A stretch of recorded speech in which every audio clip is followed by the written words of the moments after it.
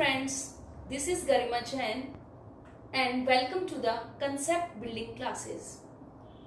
Students, आज मैं आप सबका मैनेजमेंट के साथ इंटरेक्शन करवाना चाहती हूँ और बहुत ही अच्छे से इंट्रोडक्शन बताना चाहती हूँ कि क्या है मैनेजमेंट।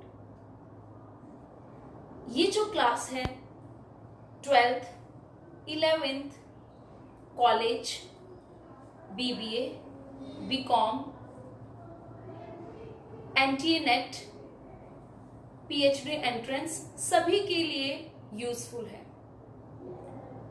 क्योंकि मैंने बहुत बार देखा है बच्चे स्टडीज कर रहे हैं, हम 12th कर रहे हैं, 11th कर रहे हैं, और जब उनसे पूछा जाता है व्हाट इज मैनेजमेंट,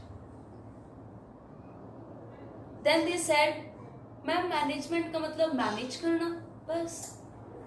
उनको उसके आगे कुछ भी बोलना नहीं आता कि और मैनेजमेंट क्या है।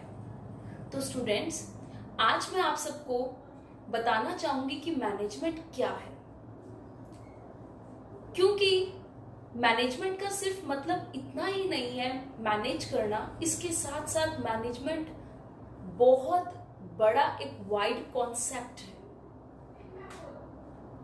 मानो एक जस्ट एग्जाम्पल,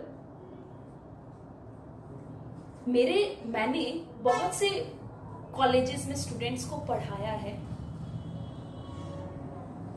मैंने बहुत बार उन्हें कुछ ना कुछ पढ़ने को दिया या डेली उनको पढ़ा के बोलती हूँ कि कल तुम पढ़ के आना, और जब वो नेक्स्ट डे आते हैं तो उनका देखा जाता है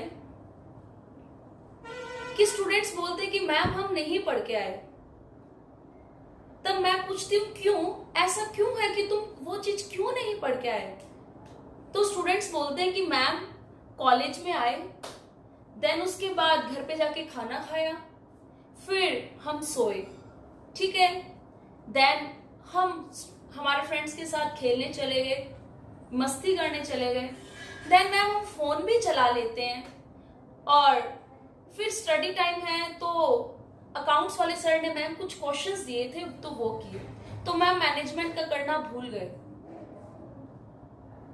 जब मैंने ये सब देखा स्टूडेंट्स को, तो मेरे मन में आया कि स्टूडेंट्स में एक मैनेजमेंट नाम की जो चीज है वो बिल्कुल भी नहीं है। उन्हें लगता है खाना पीना सोना और कॉलेज में आना ही लाइफ है। उन्हें पता ही नहीं है कि किस प्रकार से कामों को मैनेज किया जाता है, चाहे वो एफिशिएंटली हो या इफेक्टिवली हो। मुझे लगता है स्टूडेंट्स को ये सिखाना पड़ेगा कि मैनेजमेंट क्या है। तो वो स्टूडेंट्स मुझे क्या बोलते हैं कि मैम आप ही बताओ हम कैसे मैनेजमेंट करें।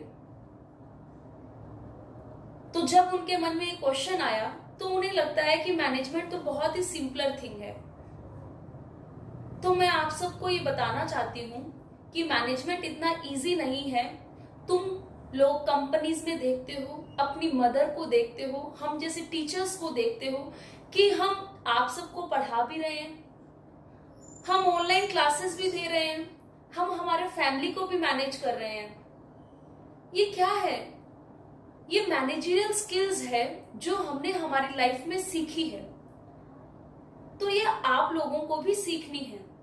तो मैनेजमेंट सिर्फ स्टडी ही नहीं है, मैनेजमेंट ओवरऑल एप्लीकेबिलिटी है इन अ लाइफ, कि आप इसको लाइफ में किस प्रकार एप्लीकेबल करते हैं। इसीलिए बोला जाता है कि जब हम ये सब कर लेते हैं, इसके बाद देखा जाता है कि आपने अपना काम कितना एफिशिएंटली मैनेज किया या नहीं किया। जब हम ये सब चीजें सीख लेते हैं, इट मीन्स हम हमारी लाइफ पे मैनेजमेंट को एप्लीकेबल कर रहे हैं, धीरे धीरे मैनेजरियल स्किल्स को सीख रहे हैं। मैनेजरियल स्किल्स को सीखना सिर्फ यही नहीं है कि हाँ काम को पूरा करना, काम को पूरे करने के साथ आपका लाइफ का क्या गोल है उसे अचीव करना, क्योंकि लाइफ के गोल के साथ काम को इतना आसानी से पूरा करना कि काम भी हो गया और गोल भी अचीव हो गया, इसे बोलते हैं मैनेजमेंट। तुम भी ये सब देखते होंगे कि जो कंपनी के मैनेजर्स हैं, देखो स्टूडेंट्स, कंपनी के मैनेजर्स को एक बार अपने लाइफ में एफर्ट्स करने पड़ते हैं मैनेजर बनने के लिए और मैनेजरियल स्किल्स को सीखने के लिए। और जब वक्त आता है तो टाइम उन्हें खुद बुलाता है, उन्हें नहीं जाना पड़ता काम को लेने के लिए, काम उन्हें खुद बुलाता है करने के लिए। इसे बोलते हैं management is the art of getting things done through the others. So students, अब हम इसके कुछ फीचर्स पे बात करते हैं। It's just as a one liner for the features. Students, आप बहुत से फीचर्स पढ़ते हैं, बट ये कुछ अलग है। इसका मेन टारगेट है आपके कंटेंट को अच्छा करना, आपके कंटेंट को और बेटर बनाना। Like as it applies on small, medium, large enterprise, means smell। बहुत से बच्चे बोलते हैं कि मैम मैनेजमेंट तो बिग ऑर्गेनाइजेशंस पे ही अप्लाई होता है, but no students, it applies at all the levels of organisation. हर लेवल पे ये लगता है ऑर्गेनाइजेशन पे, और हर ऑर्गेनाइजेशन में भी अप्लाई होता है, चाहे वो स्मॉल हो, मीडियम हो या large. It necessitates at profit, non profit, primary, secondary, tertiary sector, जिसको हम बोलेंगे in a mnemonic term pen paste. जैसे हम कंप्यूटर में बोलते हैं कट कॉपी पेस्ट, वैसे यहां है pen paste. P is for profit, then non-profit, then primary sector, secondary sector and tertiary sector। इसको हम आगे बहुत डिटेल में करने वाले हैं। नेक्स्ट, इट्स यूटिलाइजेशन, कि मैनेजमेंट को किस टाइप से यूटिलाइज किया जाता है, मैनेजमेंट को किस टाइप से यूज किया जाता है। Its usage as efficiently and effectively. Least cost, least time, इन दोनों में इसका यूज किया जाता है। अगर हमें किसी भी वर्क को कंप्लीट करना है, किसी भी गोल को अचीव करना है, तो कम टाइम, कम cost with maximum output, it means its efficiency and effectively at high. Next, 5M.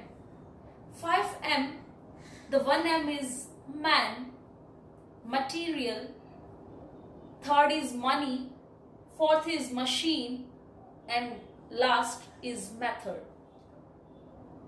5M concept जो है, इसे एक हॉलिस्टिक कंसेप्ट बोलते हैं स्टूडेंट्स मैनेजमेंट का,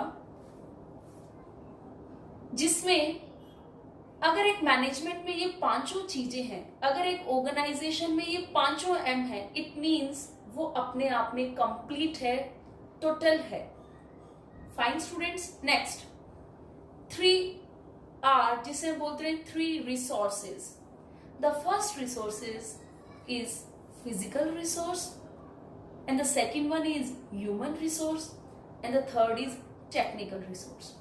Students, अगर हम बात करें किसी भी ऑर्गेनाइजेशन के लिए, फिजिकल रिसोर्स उसकी land, building, machines and other equipments के लिए बोला जाता है। सेकंड, अगर उन फिजिकल रिसोर्सेज का यूज करना है तो उसे ह्यूमन रिसोर्स यूज करेंगे, जिन्हें हम बोलते हैं हमारे ह्यूमंस की कैपिटल।